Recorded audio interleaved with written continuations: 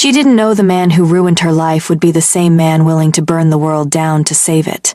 He deported her, erased her, replaced her with a woman who wore diamonds and spoke in whispers.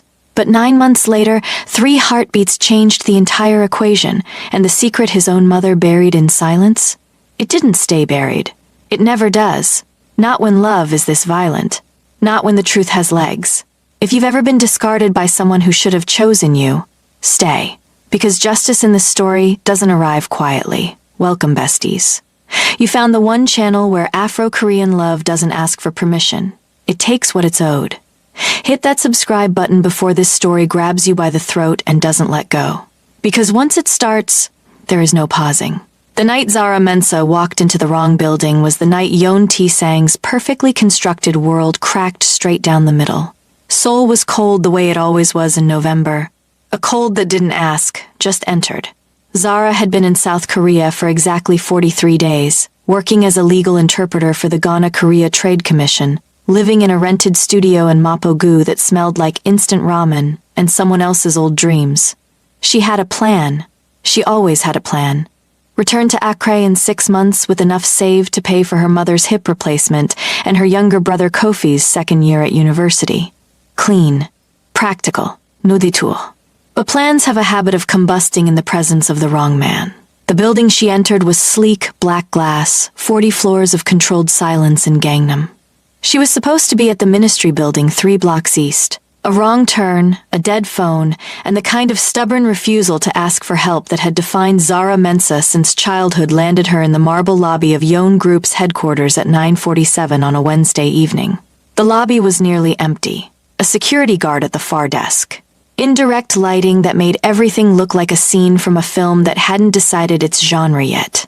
Zara was already pulling out her phone charger, scanning for an outlet, muttering to herself in a mixture of Twi and English, completely unbothered by the grandness of the space, when the elevator opened and Yeon Tae-sang walked out.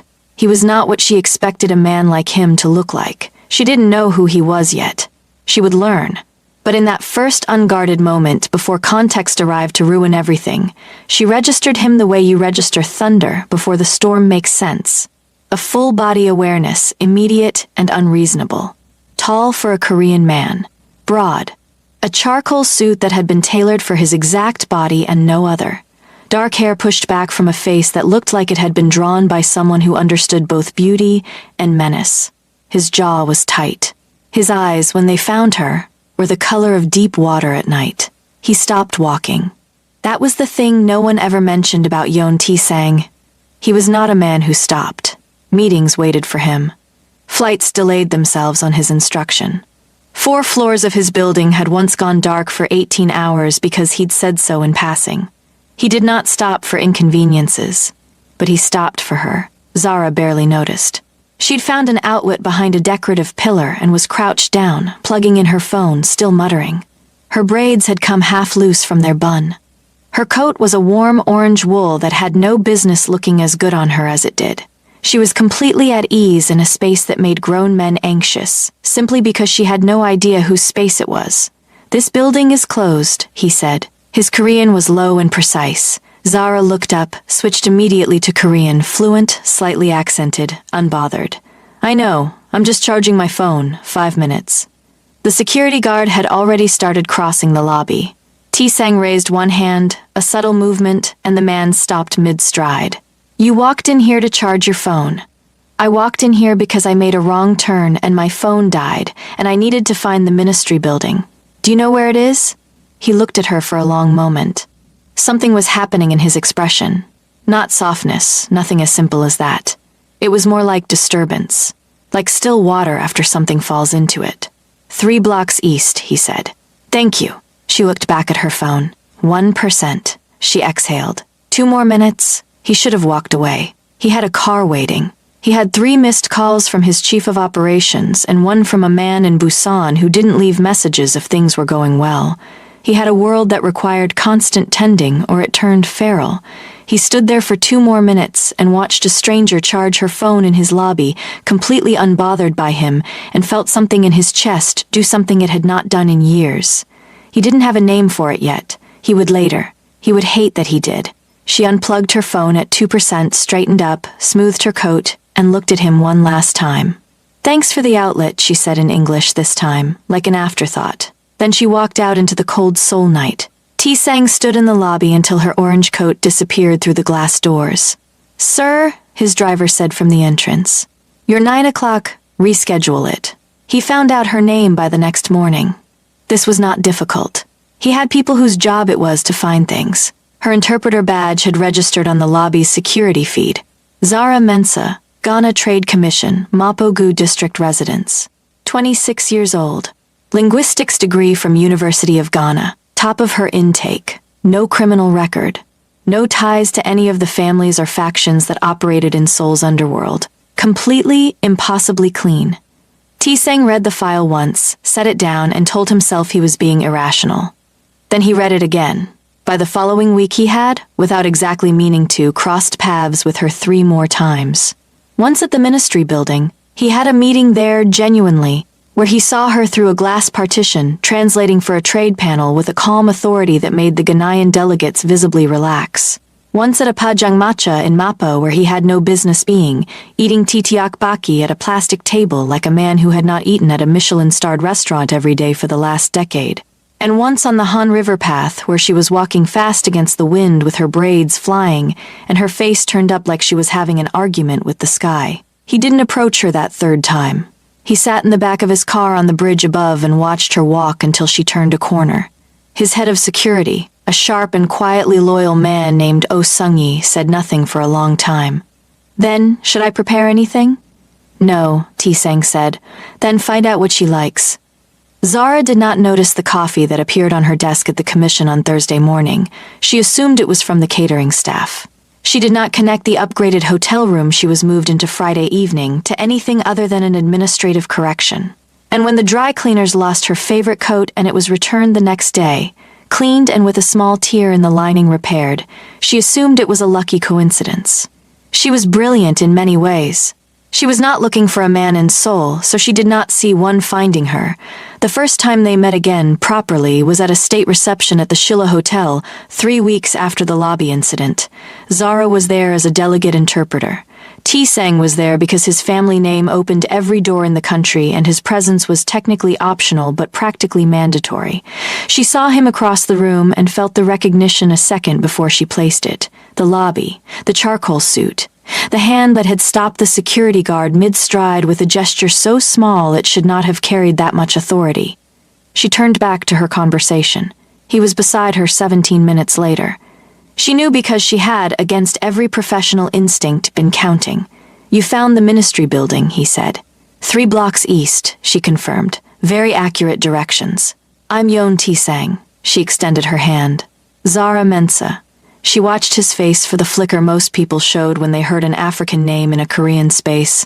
The slight recalibration, the subtle shift in register. There was nothing. He shook her hand like she was simply a person, which she was, and which more people should have managed. "You speak Korean well," he said. "I speak it correctly," she said. "Well implies I'm surprising you." The corner of his mouth moved. Not quite a smile, more like the ghost of one, caught before it could embarrass him. "You're not," he said simply. They talked for 22 minutes. She knew because a colleague came to find her and told her the panel was resuming. In 22 minutes, she learned he ran a conglomerate, was unmarried, ate tteokbokki from street stalls when his schedule allowed, and read physical books in a world of screens. In 22 minutes, he learned she intended to be in Seoul for 5 more months, found Korean bureaucracy both impressive and maddening, and had no patience for men who assumed that fluency in their language was a performance put on for their benefit. When she left, he watched her go. He called Oh Sung-yi that night. "Clear my schedule for the 3rd week of December." Sung-yi, who had known Tae-sang for 11 years and had never once heard him clear a week voluntarily, said nothing for 3 seconds. Then, "Understood, sir." The 3rd encounter was her fault, or so she told herself later. She had been warned, mildly, by a colleague at the commission, a Korean-American woman named Park Soo-yeon who had been in Seoul long enough to know the architecture of its power. "Yeon Tae-sang," Soo-yeon had said, almost offhandedly, when Zara mentioned the name. "His family controls 3 of the largest shipping lines in East Asia. There are also persistent rumors." She paused. "Very persistent." What kind of rumors? Soo-yeon stirred her coffee. The kind that explain why no one ever files complaints. Zara had filed that information under caution and moved on. She was practical. She wasn't looking for a man. She definitely wasn't looking for a dangerous one. But the fourth week of November brought a problem that had nothing to do with looking. A man named Director Kwon at the commission had been quietly altering interpretation records. Not dramatically, subtly. The kind of small distortions that accumulate into major trade discrepancies. Zara had noticed the pattern after her second week. She documented it. She brought it to her supervisor, a mild and cautious man who suggested she might be misreading things.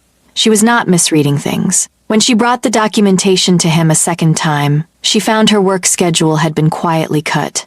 Access to 3 databases she needed, revoked. And in the hallway, 2 of Kwon's associates had let her walk past them while exchanging a look she recognized from home, the look men give women they've decided to make small. She was not going to be made small. That evening, frustrated and thinking through her next move, she ended up, through a chain of contacts and a recommendation she hadn't fully investigated, at a private dinner organized by a trade law firm that happened to also work closely with the Yeon Group. Tae-sang was there. He saw her the moment she entered. She was wearing a deep burgundy dress, her braids pinned up, gold at her ears and throat. She was carrying a folder. She looked like a woman who had come to work, not to impress, and somehow this made her more striking than anything deliberate could have. He stood up. Several people noticed. Yeon Tae-sang did not stand up for people. They stood for him. Zara spent the dinner on the opposite side of the room, networking with intentional efficiency, collecting names and numbers that might be useful in her Kwon situation. She was aware of Tae-sang the way you are aware of a fire in the room. Without looking directly at it, you know its exact location and approximate heat. He came to her at the end of the evening when the room had thinned. "You're troubled," he said. "I'm working," she said. "Those aren't mutually exclusive." He looked at the folder she was still holding. "What's in there?" She considered him. This was a man with resources. This was also a man with rumors attached to his name that no one would document. The fact that he made her pulse do something irregular was a reason to be careful, not a reason to trust him. "A problem," she said. "What kind?" "The kind where someone in a position of authority is manipulating records and making life difficult for anyone who notices." His eyes sharpened. "Name. I don't need you to solve it. I didn't offer to." His tone was even. "I asked for a name." She studied him. He was standing very close. Not inappropriately, but deliberately. Like he'd calculated the precise distance that communicated intention without pressure. It was disarming, and she suspected he knew it. She told him about Kwon. Not everything. Enough. By the following Monday, Director Kwon had been called before an internal audit board that had materialized, as far as Zara could tell, entirely from nothing. By Wednesday, her database access was restored. By Friday, Kwon had submitted a voluntary resignation that was accepted with unusual efficiency. Soo-yeon leaned over her desk that Friday afternoon and said, very quietly, "What exactly happened?" Zara looked at her coffee. It was very good coffee. It had appeared on her desk, as it sometimes did, without any clear origin. "I have no idea," she said. She was lying. She was also against every sensible instinct she possessed, smiling. He asked her to dinner for the first time at the end of November, via a handwritten note delivered to the commission by a man in a black car. The note was brief. A restaurant name, a date, a time. And then, in smaller script below, "You can say no. I won't make it difficult." Wide IT, the acknowledgement that she had a choice, stated so plainly, without performance, was what did it. Men with power rarely remembered that other people had options. The fact that he did registered somewhere deep in her chest. She said yes. The restaurant was in Buckshon, small and extraordinarily quiet, the kind of place that didn't take reservations except for people it already knew. Tae-sang was already there when she arrived, standing rather than seated, which struck her. A small point of courtesy that meant he'd been waiting rather than letting her walk in to find him comfortable. The dinner lasted 3 hours.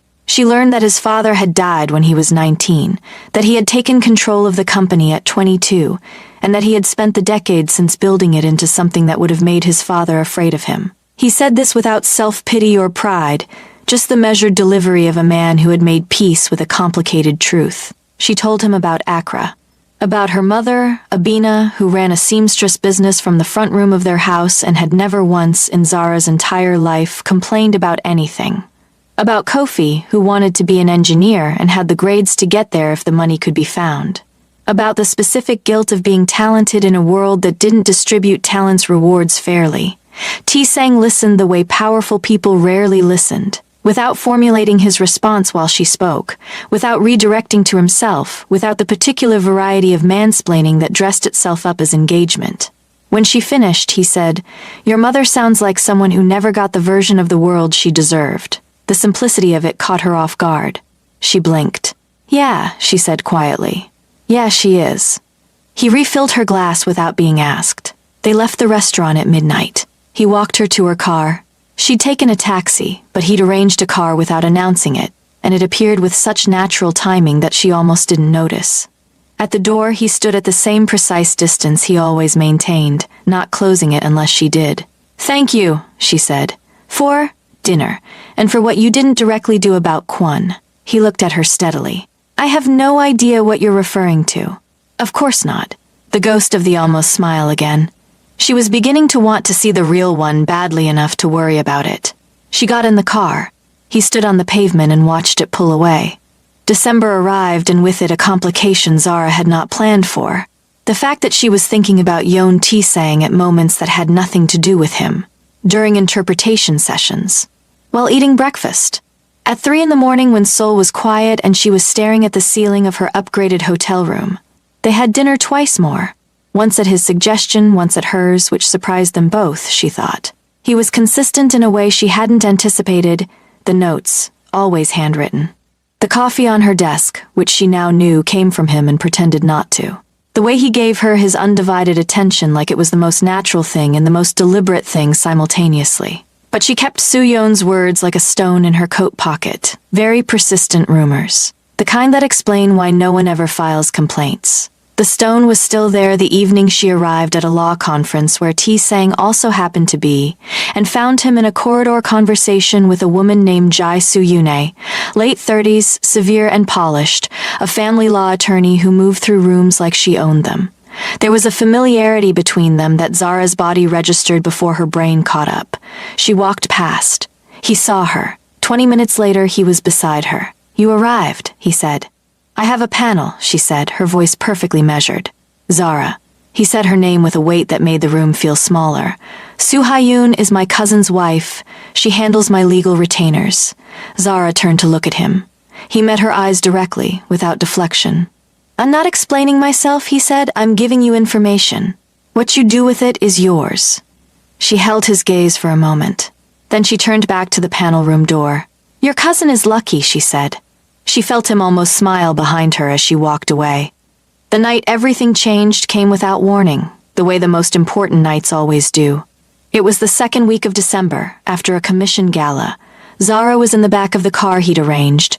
She had stopped protesting the cars, reviewing notes on her phone, tired in the good way that comes from work done well. The car stopped. Not at her hotel. At a junction in Syokogu, where 2 vehicles had blocked the road and 3 men in unmarked clothing were speaking to her driver through the window. Zara had grown up understanding danger's texture. She knew the difference between inconvenience and threat. Her body understood the latter now, fast and cold. She reached for her phone.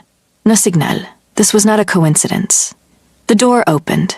She was efficient about it. She had pepper spray in her clutch, and she'd trained in self-defense because her mother had raised her with the understanding that beauty was not armor. She got one man's eyes. She fought with the concentrated chaos of someone who had no intention of being taken anywhere.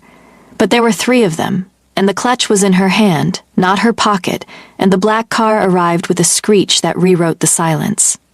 Oh Sung-yi emerged first. And then, from the passenger door, moving with a controlled fury that made the air around him seem different, colder, more compressed, was Yeon T-Sang. He had been in a board meeting. He was still in his suit. He had come from wherever he was to hear, and the speed of that, the immediacy, told Zara something before any words were spoken. The 3 men looked at him. Something passed over their faces. The specific expression of people who have made a very expensive miscalculation.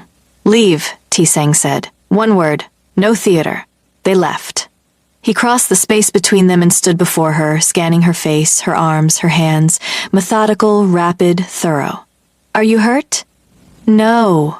Her voice was steady. Her hands were not. She was looking at him with the stone she'd been carrying finally, quietly dropping. Because whatever Yon Tisang was, whatever rumors attached to his name, he had come here, immediately, in the middle of a board meeting. And the look on his face was not the look of a man executing a strategy. It was something rawer than that. Something that frightened her a little more than the men she'd just fought off, because it would be much harder to pepper spray. "Who sent them?" she asked. His jaw was tight. Kwon had partners. She processed this. "This was about me surfacing the record manipulation. The partners are larger than Kwon. I should have moved faster." Something crossed his face. Guilt, she realized. Clean and uncomplicated. "I'm sorry." Zara Mensah had not, in 26 years, heard a powerful man apologize to her without threading it with qualification. The simplicity of it landed somewhere she wasn't prepared for. "I don't need—" She started. "I know what you need," he said quietly.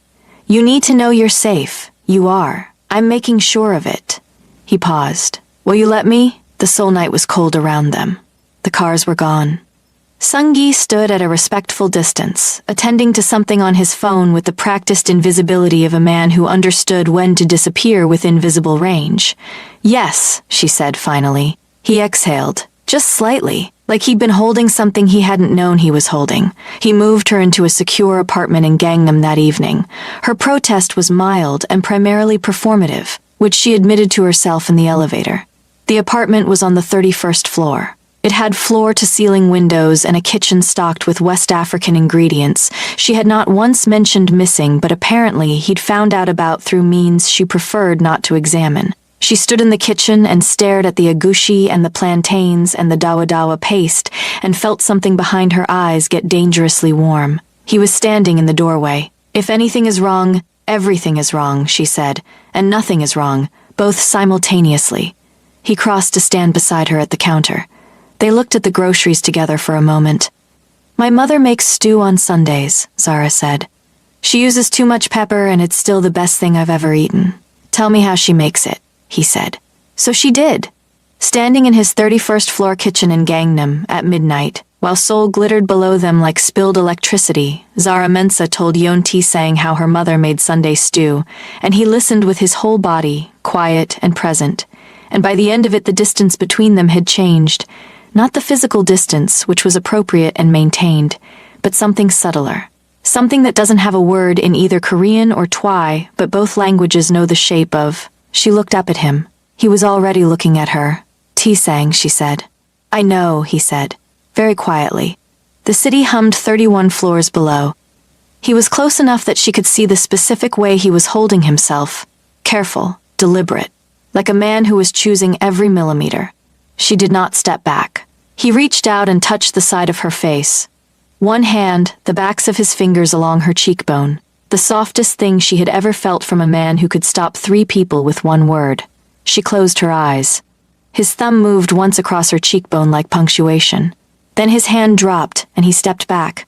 Not because he wanted to, she could see that with devastating clarity, but because he was asking, still, without language, still giving her the choice. "Stay," she said, "just not far." He pulled out the chair at the kitchen island, sat down, and stayed. The following morning she woke to the smell of doenjang jjigae and the disorienting conviction that her chest was doing something that couldn't be undone.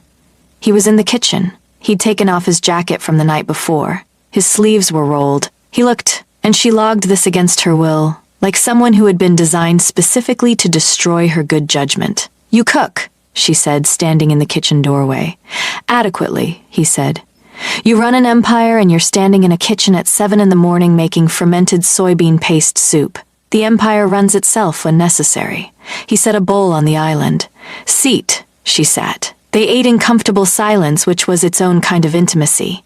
The kind that doesn't need to be decorated. Her phone had 10 missed calls. The commission. Her supervisor. And one from a private number that, when she listened to the voicemail, was a man telling her in precise and unhurried Korean that she should withdraw her documentation and leave Seoul within the week. She set the phone down. The partners are escalating.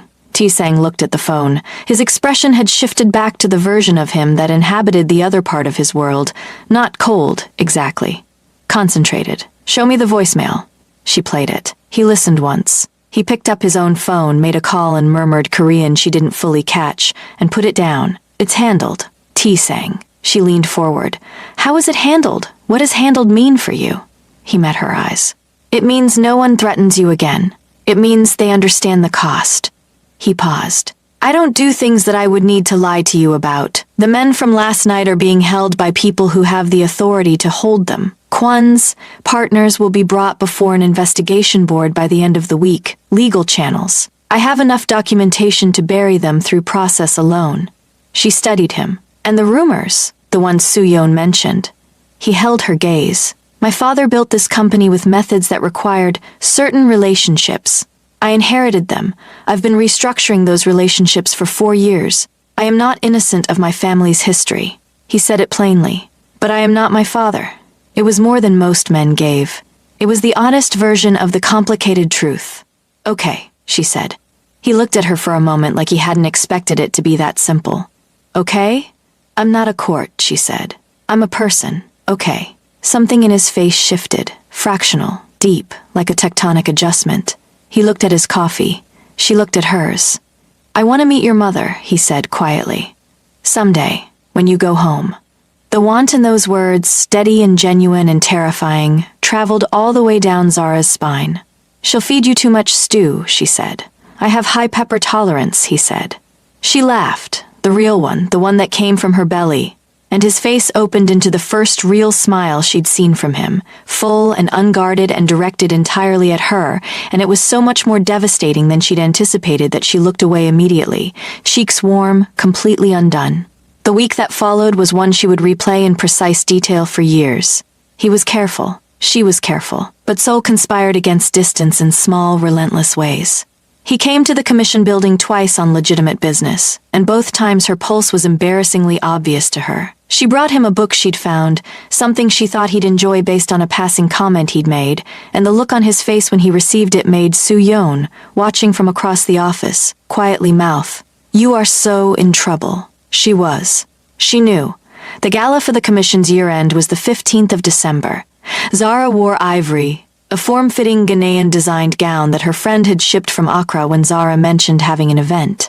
It had gold thread at the collar and hem, and it moved when she walked in a way that suggested intention.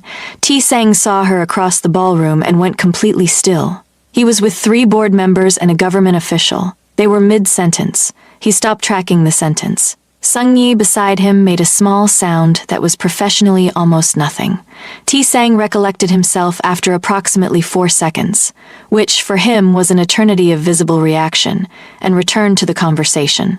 But he found her again within the hour, with the absolute reliability of gravity. "You look," he began. "Don't," she said. "I was going to say extraordinary. I know. Don't." He stood beside her. "Why?" "Because if you say it, then I have to do something about how you make me feel, and I'm not ready to do that yet." A beat of silence. He looked at the room, not at her, deliberately, giving her the privacy of not being watched while she was this honest. "All right," he said. "When you're ready." She looked at his profile, the patience in it, the restraint that was its own kind of tenderness. "Thank you," she said, very softly. He nodded once, like receiving something that mattered. The man who flirted with her at the gala was a European trade consultant named Marcus, tall, effortlessly charming, the variety of man who had learned to direct all his charm at whatever woman seemed least interested. He was funny. Zara appreciated funny. She laughed twice and he moved closer. Across the room, 3 things happened on T-Sang's face in rapid succession. The stillness, the jaw, and something that Sung-yi recognized and very quietly moved away from. He didn't intervene immediately. He was not, he told himself, that man. He lasted 11 minutes. He crossed the room at a pace that was steady and deliberate and communicated, to everyone watching who understood the language of men like him, that he had decided something. He arrived beside Zara and Marcus and placed his hand very lightly, barely contact, at the small of Zara's back. She went absolutely still under his hand. Marcus looked at T-Sang. T-Sang looked at Marcus with the specific, calibrated expression of a man who was being quite pleasant and quite clear simultaneously. T-Sang, Zara said. You're needed at the commissioner's table, he said to her. Am I? Yes, he said. Marcus said his goodbyes with the alacrity of a man who had abruptly understood the architecture of the evening. Zara let T-Sang steer her 2 steps before she turned and looked at him. Was I actually needed? No. No apology in it. Just the truth. You were jealous, she said. He didn't deny it. He held her gaze and said quietly, yes. The honesty of it, again, the simple, unvarnished honesty, hit her somewhere deeper than the possessiveness itself. She looked at him for a moment. Good, she said, and walked to the commissioner's table. He watched her sit down. From across the room, even at that distance, she thought she could feel him exhale. The attack came 3 days before Christmas. Not dramatic. Not cinematic, the way violence sometimes pretends to be. It was a car that ran a light and hit the vehicle she was in, and it was very obviously not an accident. Sung-Yi, who had been following her in the car behind, was out of his vehicle before the other car had stopped, and the driver ran, which innocent drivers do not do. Zara had a bruised shoulder and a cut on her temple from the window glass. She refused the ambulance. She was sitting on the pavement in the December cold, coat dusty, hair loose, pressing a cloth to her head when T-Sang arrived. He'd been 11 minutes away when Sung-Yi called. He knelt in front of her on the pavement. Yeon T-Sang, in a 300,000 suit, kneeling on a Sayako street to look at her face at eye level, and examined the cut with hands that were not entirely steady. She had never seen his hands not steady. I'm fine, she said. You have glass in your hair. I've had worse. Zara, her name and his voice that way, low and tight and stripped of its usual control. Stop. She stopped. He picked glass from her braids with the focused care of a man temporarily set aside everything else he was in order to be only this. Here, careful, with her. She let him. The cold was on the pavement, in the air. His hands were warm. I need to end this, he said. Not to her, exactly. More to himself. All of it. Kwon's network, the people above them. I have been patient and I need to stop being patient. What does that mean? He looked at her. It means I'm going to use every resource I have, legal, financial, and relational, to bury every person who has touched your life in the last month, permanently. T-Sang, I know your objections. I know you don't want rescue. I know you can handle things. His eyes were steady on hers. I'm not doing it for the sake of rescue. I'm doing it because they put glass in your hair and I will not forgive that. The clarity of it. The simple, unreasonable, absolute clarity. Her voice was not entirely steady when she said, Okay, he helped her up. His hands stayed linked with hers for 3 full seconds longer than necessary. Neither of them mentioned it. He dismantled Kwon's network in 5 days. It was quiet. It was thorough. By the 23rd of December, 3 senior officials were under formal investigation. A shell company used to funnel altered trade data had been reported to financial authorities. And every person who had materially threatened Zara Mensah had a new and significant relationship with consequences. She didn't ask for details. He didn't withhold the broad shape of it. On the 24th, he arrived at her apartment at 7 in the evening with groceries. She opened the door and looked at the bags. Christmas Eve, he said simply. She stepped back and let him in. They cooked together. Real cooking. Her showing him the architecture of the Sunday stew, him absorbing it with the total attention he applied to everything, occasionally asking precise questions that made her realize he was actually learning, not performing interest. The kitchen filled with steam and the smell of things from home and something that had no country of origin but felt, nonetheless, like the most right thing Zara had been inside in a long time.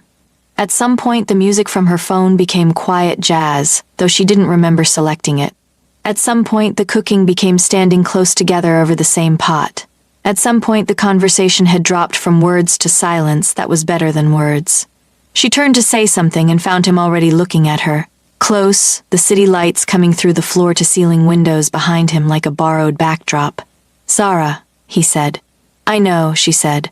He lifted his hand to the side of her face, the same gesture, careful, chosen, and this time she turned into it. This time she let the distance become nothing. He kissed her the way she thought he probably did most things, with complete intention and no performance. Soft first, then certain. Her hands found his lapels.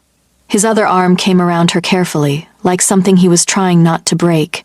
The city was very bright and very far away. Later, much later, she woke before him. The apartment was still and gray with early morning. He was beside her, asleep in a way he probably never allowed in daylight. Face open, the severity gone from it. Just a person who had been carrying extraordinary weight for a long time and had briefly set it down. She looked at him.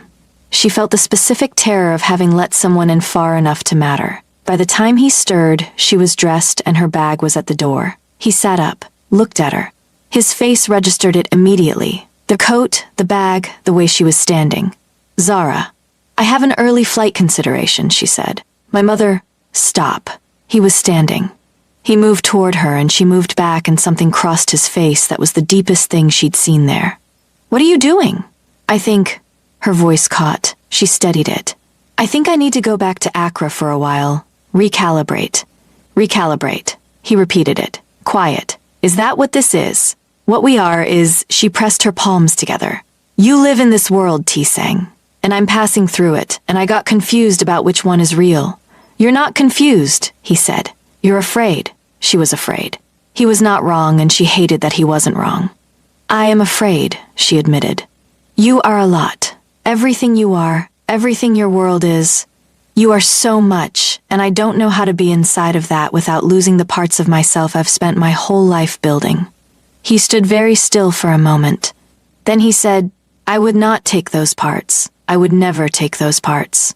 You don't know that. I know that I have been paying attention to you since the night you crouched in my lobby to charge your phone and spoke to me like I was any other person in the world. His voice was low, controlled, and under the control, something enormous. I know that every version of myself that exists, every one of them, wants to deserve you. And I know that you are the first thing in 11 years that I have wanted for reasons that have nothing to do with strategy or protection or legacy. He took a breath. I know that. Zara's eyes were burning. She was not generally a woman who cried. T-Sang, go to Accra, he said. Go see your mother. Eat the stew. He was still not moving toward her, still giving her the space. I'll be here. She looked at him across the room. The city was pale and early behind him. He looked like a man who had handed everything over and was simply waiting to find out if it was received. She picked up her bag, and she left. He stood in the quiet apartment and let her. She was in Accra for 6 weeks. Abina Mensa fed her too much and asked too few questions and held her daughter's hand every evening while the Accra night came in warm and full of sound. And Zara thought about T-Sang with the relentless frequency of a woman trying very hard not to think about someone. He sent one message, 3 days after she left. The stew was good. I made it wrong. Tell me what I missed. She sent back the 3 corrections. He replied with, thank you, nothing more. He had said he would be there. He was there in the way of a man who had learned that presence doesn't require noise. Kofi's university fees were paid. She found out from her brother, who received a transfer from a Korean corporate scholarship program she had never heard of and could not trace, and who was so excited he barely noticed she'd gone still when he told her. She thought about calling T-Sang. She thought about it for 4 days. She called. The scholarship, she said. What scholarship, he said. T-Sang. A pause. He's going to be a good engineer, he said. The program is legitimate. He earned the criteria. You made the criteria. I expanded existing criteria.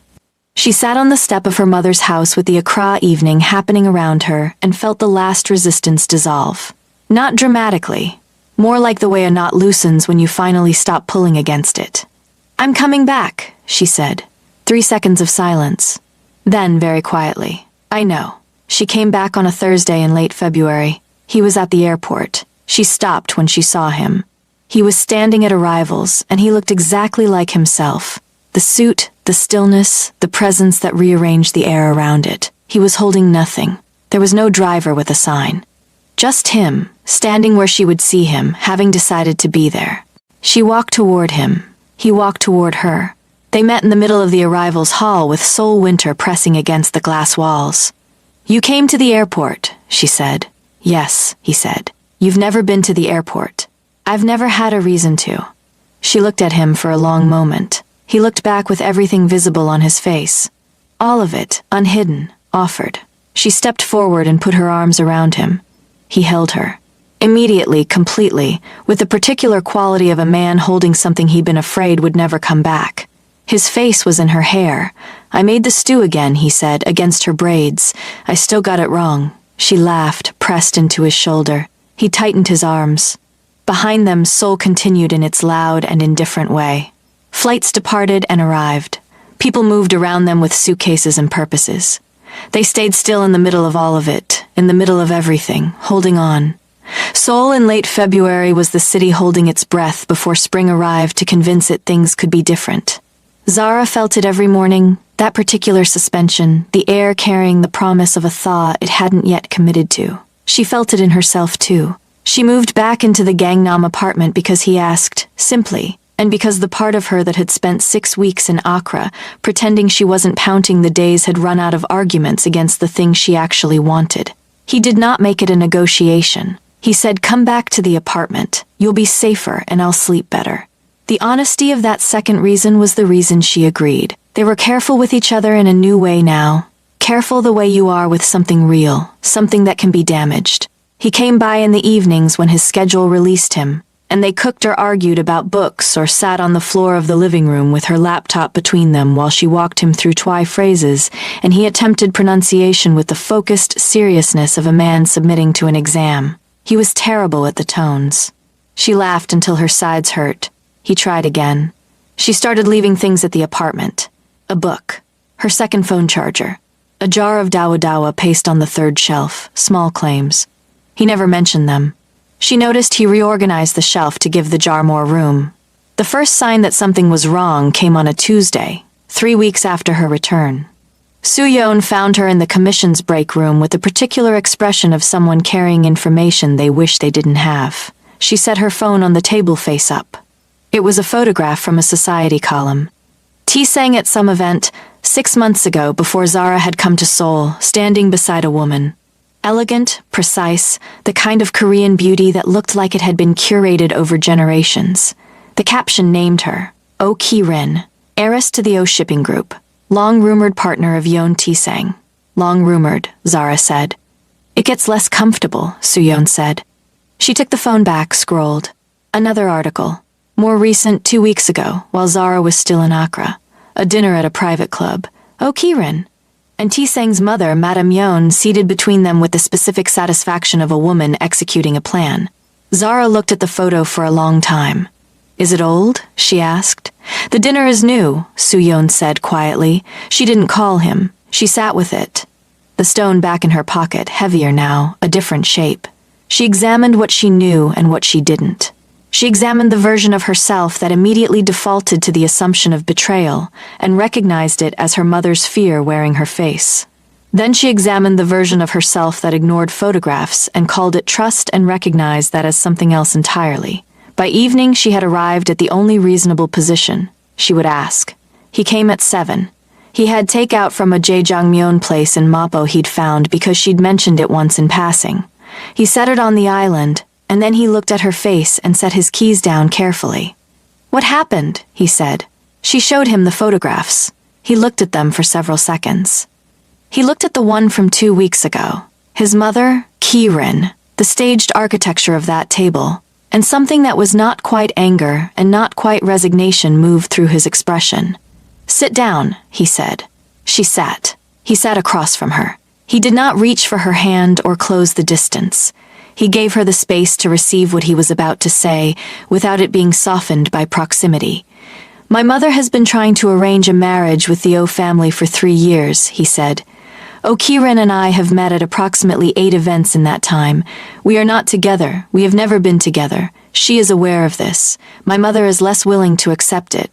He looked at Zara steadily. The dinner 2 weeks ago was my mother's attempt, while you were in Accra, to present the arrangement as more progressed than it is. I did not attend that dinner. The photograph is from a separate event. Zara looked at him. Your mother arranged a dinner while I was gone. Yes. And you didn't tell me. I was handling it. T-sang. She leaned forward. I need to be told things, not protected from them. Told. Those are different. He held her gaze. And then, and this was the thing about him that kept undoing her, he didn't justify it or reframe it. He said, You're right. I'm sorry. Clean. No qualifier. Just the acknowledgement. She breathed out. Is your mother going to be a problem? My mother, he said carefully. Loves me in the way that people who have confused love with control love someone. She will require time and clarity. He paused. She will not be a problem for you, I'll make certain. I don't need you to fight her on my behalf. I'm not doing it on your behalf, he said. I'm doing it because my life is mine and what I choose in it is mine. You happen to be what I've chosen. The directness of that. You happen to be what I've chosen. Like it was simple. Like it had been decided and he'd simply been waiting to say it out loud. Zara looked at the jjajangmyeon cooling in its containers between them. You got the right noodles, she said finally. I asked the right questions, he said. She reached across the island and opened a container. He opened the other. They ate. Okirin arrived in Zara's life on a Wednesday morning like weather nobody had forecast. She was waiting outside the commission building, unmistakable, precise, dressed in cream with her hair perfect, and her expression carrying the controlled civility of a woman who had learned to weaponize grace. She fell into step beside Zara with the ease of someone who had planned this. You're Zara Mensa, she said in flawless English. Yes, Zara said. I'm Okirin. I know. They walked a few steps in silence. Kirin was not hostile, that was the thing. She was almost frank, which was more unsettling. I want you to understand something, Kirin said. I have no interest in Yeon Taesang. I have not had that interest for 2 years, since I understood his character clearly enough to know that he would be loyal to one person and impossible for anyone else. She paused. His mother, however, has built a significant portion of a business negotiation on the assumption of our union. The Oyeon shipping corridor deal is worth 400 billion won. It is tied, in her mind, to a marriage. Zara stopped walking. She turned to look at Kirin directly. Why are you telling me this? Because Madame Yeon has decided you are the obstacle, Kirin said, and she has resources and relationships and a particular talent for making obstacles disappear quietly. She met Zara's eyes. I thought you should know the shape of what's coming. A beat. Why? Zara asked again. Something moved in Kirin's expression, not warmth exactly, but something adjacent to it. Respect, perhaps. Because you're the first person he's looked at in 11 years like that, she said. And I'd rather lose a shipping deal than be the reason that disappears. She walked back the way she came. Zara stood on the pavement and reassembled everything. Madame Yeon moved quickly. Within the week, Zara's commission contract was flagged for a review that her supervisor could not fully explain. An anonymous complaint about interpreter conduct, no specifics, the bureaucratic version of a throne stone with no fingerprints. The apartment building management received a noise complaint that had no basis and triggered an inspection. A story appeared in a minor society column. Foreign national in close relationship with Yeon Group heir. Sources question professional boundaries. None of it was large. All of it was cumulative. It was the work of someone who understood that you didn't need a sword when you had 1,000 needles and enough patience. Zara documented everything, she told Taesang. She watched his face go through several things very quickly before settling into something very still and very decided. I need to speak with my mother, he said. Taesang, this ends tonight. She had not seen this version of him directed at someone he loved. She understood, watching it form on his face, why the people in his professional world maintained their distance so carefully. This was not anger. It was something colder and more permanent than anger. It was resolution. He left. She sat in the apartment with Soo Yeon, who had come over under the auspices of reviewing documents and was actually just making sure Zara had a person nearby, and they ate delivery and Soo Yeon asked no direct questions and Zara offered no direct answers, and this was, in its own way, one of the kindest evenings she'd had in Seoul. Whatever passed between Taesang and Madame Yeon that night, he didn't report in detail. What Zara observed was this. The complaint at the commission was retracted within 48 hours. The column story was corrected and attributed to an unnamed source whose credibility was publicly questioned. The Oyeon corridor deal was restructured through a subsidiary arrangement that removed the marriage premise entirely. She learned this from Kirin, who sent her a single text that read, "Deal is separate. You can relax." And then, 10 days later, Madame Yeon called Zara directly. Zara stared at her phone for 4 seconds, then answered. The conversation was 12 minutes long. Madame Yeon's English was formal and precise and carried the weight of a woman who did not apologize as a rule, but was navigating the architecture of an exception. She said, "My son has made his position clear. I would prefer to know the woman it concerns." She said, "You speak Korean. I'd prefer to continue in Korean, if that's acceptable." She said near the end, with the compressed difficulty of someone handing something over, "He has not been happy. In a long time. I needed to see it to believe it." Zara said, "I understand that. I also need you to understand that I will not be managed." A silence. Then, with something that might have been the first unguarded thing in the conversation, "No. I can see that." It was not warmth. It was not resolved. But it was a line drawn between them that both parties understood and that could, eventually, become something other than a front. Zara told T-Sang that evening. He looked at her with an expression of quiet, complete amazement. "She called you," he said. "She called me. My mother does not call people." "She called me," Zara said again.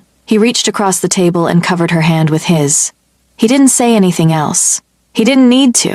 The morning Zara understood something had shifted in her body, she was in the apartment kitchen before dawn, drinking water because nothing else was settling, and performing the quiet mathematics of someone who has been keeping careful track and has suddenly arrived at a number that doesn't match. She sat very still for a long time. Then she drove herself, not in his car, in her own rented car, alone, to a clinic in a neighborhood where no one would recognize either of their names. She sat in the waiting room. She sat in the examination room. She held the results in her hands and looked at them with the specific stillness of someone whose entire axis has rotated. Not one, not two, three. The doctor, a calm and thorough woman in her 50s, said words like early stage, strong readings, rare but not uncommon in women with a specific genetic predisposition, and you'll need specialist monitoring from week 8. Zara heard them from a distance, nodded appropriately, and walked to her car. She sat in the parking structure for 20 minutes. 3 heartbeats. She drove home. She didn't tell him that day, or the next. She moved through the days with the altered quality of someone carrying a glass filled to the absolute rim, present, functional, terrified of movement. She was not afraid of the pregnancy. She was not afraid of the children. She was afraid of the moment she said the words out loud and watched his face, because if his face gave her anything other than what she needed, she would not survive it with her interior architecture intact. She knew this about herself. She'd learned it from watching her mother love a man who'd left before Kofi was born, love freely given to someone who was not prepared to receive it, and the particular permanent damage that left in a woman who deserved none of it. T-Sang noticed. Of course he noticed. On the 4th day, he came in the evening and sat beside her on the couch and didn't turn on the television or open his phone and simply waited, with that patience that was its own kind of language, until she was ready. She turned to look at him. "Something happened," he said. "Something happened," she confirmed. She told him. She watched his face. She watched it receive each word with the careful focus of a man translating something critical. She watched the stillness.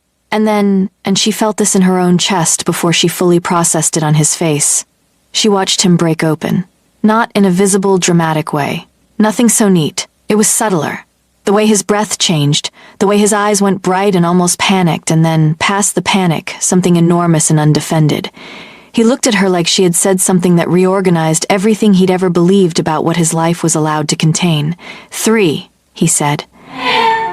3, she said. His hand moved to her face.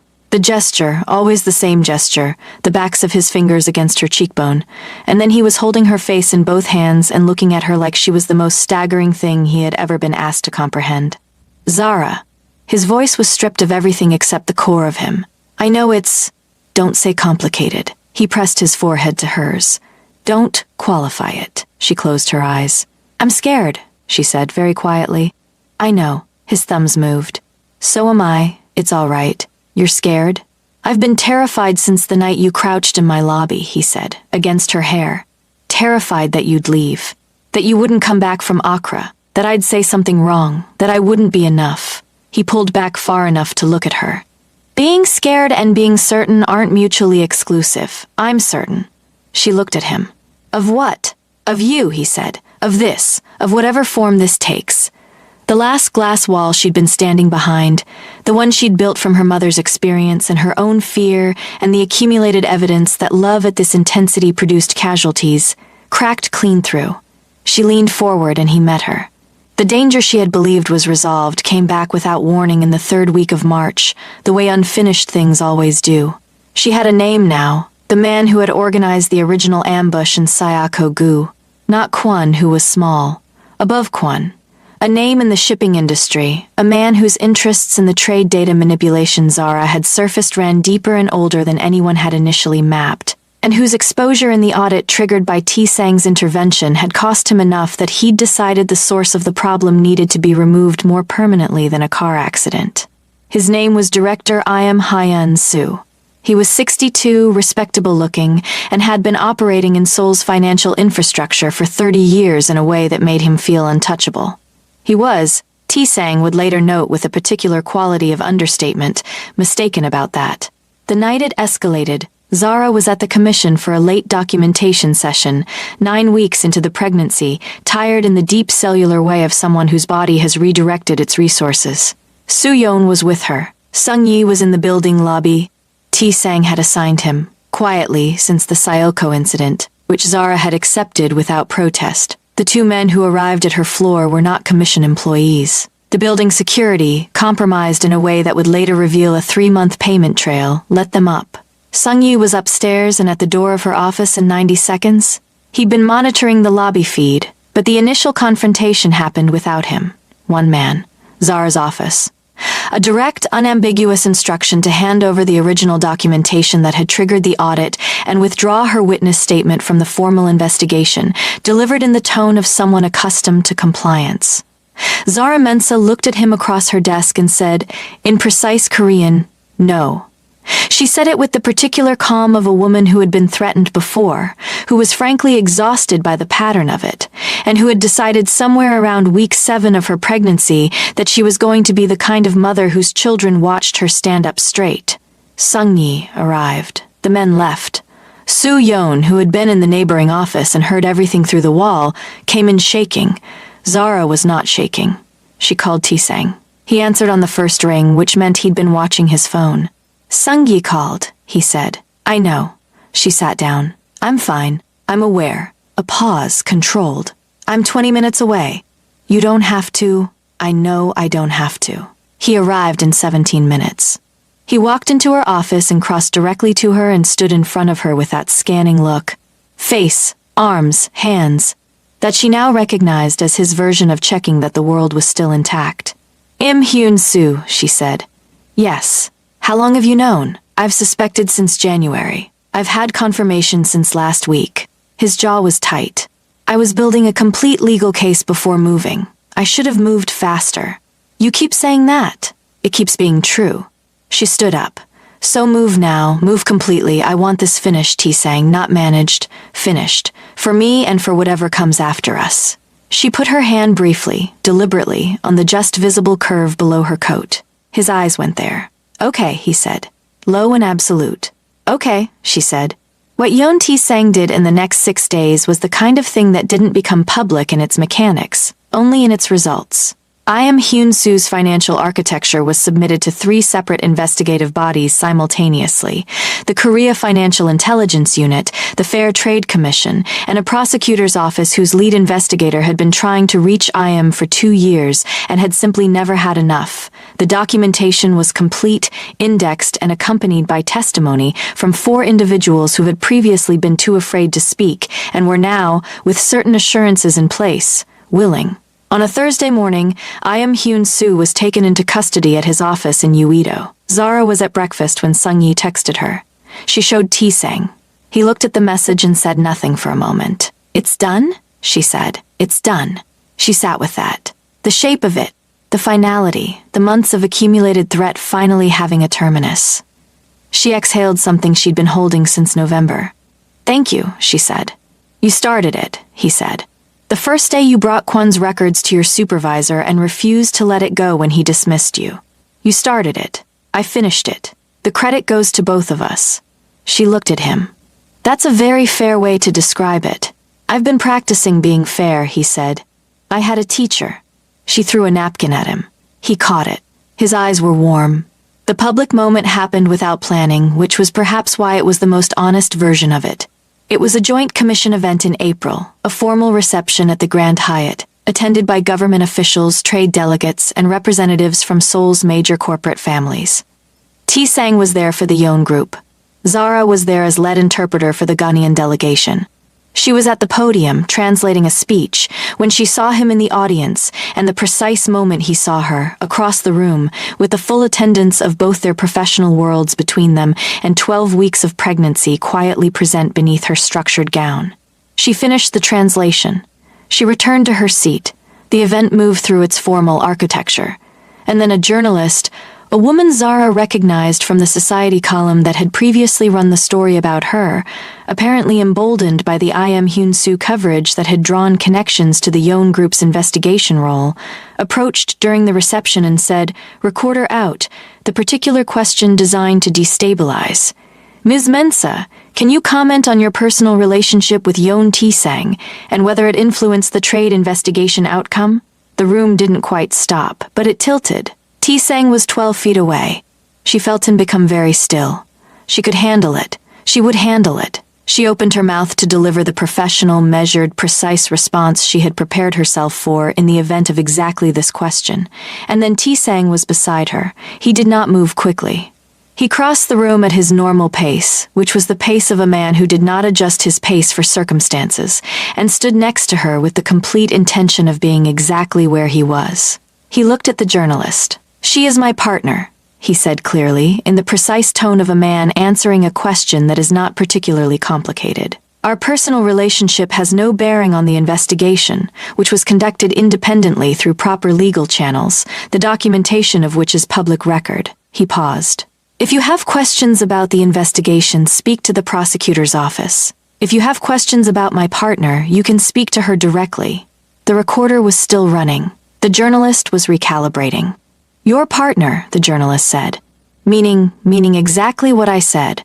He turned and looked at Zara with everything on his face, unhidden, unperformed, in front of the room. "Unless the word isn't sufficient, in which case I can clarify." Zara looked back at him. The room was quite attentive. Soo-yeon, visible over his shoulder, had both hands pressed over her mouth. "It's sufficient," Zara said. "Good." He held her gaze for one more second. Then to the room at large, with a composure so absolute it functioned as its own statement. "If you'll excuse us." They walked away together.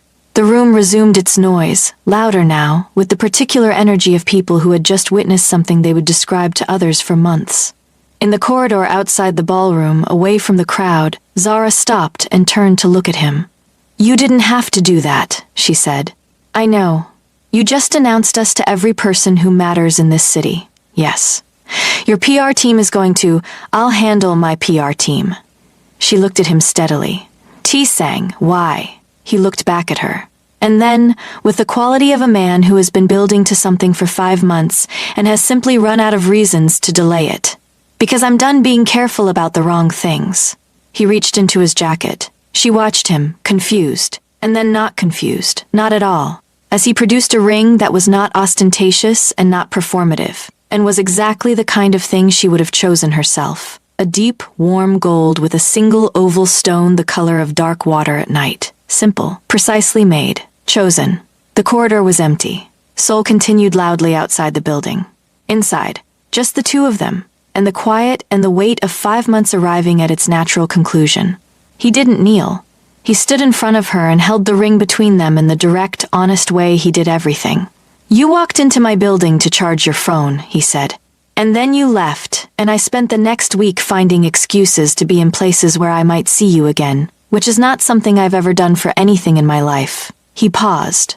"You are the most inconvenient, most important, most genuine thing that has ever happened to me. You've restructured everything I thought I understood about what I wanted." His eyes held hers. "I want the Sunday stew and the wrong tones and the arguments about books and the 3 people we're building. I want the version of my life that contains you specifically." He exhaled. "Zara Mensah, please marry me." She looked at him for a long moment. 5 months of Seoul, a lobby and a wrong turn and an outlet behind a pillar. Coffee that appeared from nowhere. Groceries from home on the 31st floor. Glass picked carefully from her braids. An airport arrival with no driver and no sign. 11 minutes of driving from wherever he was in the world to wherever she needed him. 3 heartbeats. "Yes," she said. He put the ring on her finger. His hands were steady. She noted this specifically. Steady, completely steady, which told her that unlike almost everything else in his life, this was the one thing he had never been afraid of. He held her hand for a moment after. Then he looked at her face. "You're not crying," he said. "I told you, I don't cry. Your eyes are doing something. My eyes are fine." "Zara, I'm not crying," T sang. He pulled her in. She pressed her face into his shoulder. Neither of them mentioned the specific dampness that may or may not have occurred. They were married on a Saturday in June, in a ceremony that held both worlds. The venue was a garden space in Bakshan, private, not large, because Zara had said clearly that she wanted people she loved in a room she could see all of at once, and he had agreed without hesitation, redirecting the Yon Group's event planners from the grand hall option they'd proposed towards something that felt human. Kent cloth and Korean silk in the arrangements. An aunt from Accra sang. His best university friend, a man named Jeon Taek-min, who had served as T-Sang's closest confidant since age 19, stood at his side and cried with such transparent lack of self-consciousness that it made half the room do the same. Abina Mensah flew in from Accra. She sat in the front row in a dress the color of the Accra evening, and when Zara walked in, she covered her face with both hands briefly and then recovered herself and sat straight, which was the most her mother she had ever looked. T-Sang watched Zara walk toward him the way he'd watched her that night at the gala in Ivory. Completely still, like someone had pressed pause on everything inside him, all the machinery stilled to accommodate the fact of her. She reached him. He looked at her face. "Still not crying," she said quietly, just for him. "Of course not," he said, and his voice did something on the last word that contradicted it entirely. They laughed, quiet, just between them, in the moment before the ceremony began. Madame Yon sat at the family table with the careful composure of a woman adjusting to a version of the world she hadn't authored. She was not warm. She was present. By the end of the evening, she had spoken with Abina Mensah for 40 minutes, initially through an interpreter, then, to everyone's quiet amazement, in slow, basic English that she had apparently been practicing, because she was a woman who prepared for things. No one knew when they'd arrived at a common language. Only that they had. The three of them arrived in October. The boys, and they were 3 boys, which T-Sang had absorbed with the expression of a man doing rapid psychological preparation, were born on an early Sunday morning, and Zara, who had said she was not a woman who cried on the second one because the exhaustion and the wonder combined into something that simply exceeded the policy. T-Sang was there for every second. He held each of them with the focus of a man receiving something that required his utmost precision and care. He did not know what to do with his face. It moved through things she had never seen on it, soft and open and completely uncalculated, and she loved him for it with a depth she hadn't known she was still capable of adding to. They named them in 3 languages. The Korean names he'd spent months selecting with the gravity of a legislative process, the Ghanaian day names Abina had proposed, and the English middle names they'd landed on together on a Tuesday night over cold ramen, arguing cheerfully, neither one willing to fully concede. 6 months later, on a Sunday, Zara made the stew. Too much pepper, deliberately, the way her mother made it, because she had decided this was what they were doing in this household. T-Sang stood at the stove beside her, sleeves rolled, one of the boys on his left arm because Seo Nana had decided at 4 months that any situation in which he was not being held was incorrect and required protest. The other 2 were asleep in the nursery. Seoul was visible through the floor-to-ceiling windows, big and noisy and indifferent in the way great cities are. "Too much pepper," he said, tasting. "Correct amount," she said. "My tongue disagrees." "Your tongue is wrong." Nana made a sound. T-Sang shifted him absently, stirred the stew, and looked at Zara with the expression she had finally, after a year of study, fully mapped. The one that meant this is everything, and I know it, and I'm not going to perform being casual about it. She felt it in her chest, the way she always did. "What?" she said. "Nothing," he said. "You're doing the thing." "I don't have a thing." "You absolutely have a thing." He looked at her steadily. "I was thinking," he said, "that you charged your phone in my lobby with 2% battery and changed every single thing." He paused. "And I'm grateful for the dead phone." She looked at him across the steam from the pot. Nana was pulling at T-Sang's collar with small, determined fingers. The stew was too peppery and exactly right. The apartment was full of the sounds of the life they had built from a wrong turn in a marble lobby and an orange wool coat. "I should have taken the wrong turn sooner," she said. "You took it at exactly the right time," he said. She turned back to the stew. He stayed beside her. Outside, Seoul moved through Sunday morning in its uninterrupted roar. Inside the 31st floor, 3 boys who had 3 names each, and the whole world arranged in their favor slept, or made their opinions known, and their parents stood over a pot of 2 peppery Sunday stew and said nothing, because there was nothing left to say that the morning wasn't already saying for them. This story is dedicated to every woman who was discarded by someone who didn't know what they had, and to every love that was patient enough to arrive at exactly the right time. Afro-Korean Justice Stories. Stay subscribed. The next one is already waiting.